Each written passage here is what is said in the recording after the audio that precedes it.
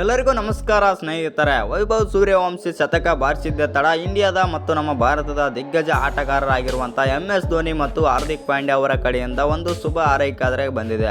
ಹಾಗಾದರೆ ವೈಭವ್ ಸೂರ್ಯವಂಶಿ ಬಗ್ಗೆ ಹಾರ್ದಿಕ್ ಪಾಂಡ್ಯ MS ಧೋನಿ ಏನೆಲ್ಲ ಹೇಳಿದ್ದಾರೆ ಮತ್ತು ಇವ್ರ ಬಗ್ಗೆ ಮಾತನಾಡಿದ್ದಾರೆ ಅಂತ ತಿಳ್ಕೊಂಬರೋಣ ಬನ್ನಿ.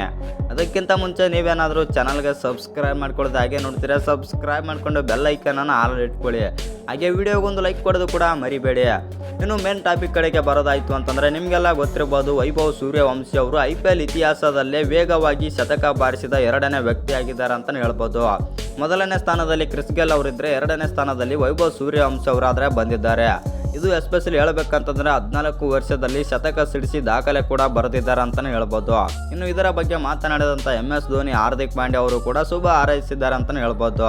ಏನೆಲ್ಲ ಮಾತನಾಡಿದ್ದಾರೆ ಅಂತಂದರೆ, ವೈಭವ್ ಸೂರ್ಯವಂಶಿ ಅವರು ಮುಂದೆ ಭಾರತ ತಂಡಕ್ಕೆ ಆಡಲಿದ್ದಾರೆ ಮತ್ತು ಮುಂದೆ ಭಾರತ ತಂಡವನ್ನು ನಡೆಸಿದರೂ ಅಚ್ಚರಿಯಿಲ್ಲ. ಯಾಕಂತಂದರೆ ಈ ವಯಸ್ಸಿಗೆ ಈ ಥರ ಪ್ರತಿಭೆ ಹೊಂದಿರುವ ವೈಭವ್ ಸೂರ್ಯವಂಶಿ ಅವರು ಮುಂದೆ ಭಾರತವನ್ನು ಮುನ್ನಡೆಸಿದರೂ ಅಚ್ಚರಿಯಿಲ್ಲ ಎಂದು MS ಧೋನಿ ಆದರೆ ಹೇಳಿದ್ದಾರೆ.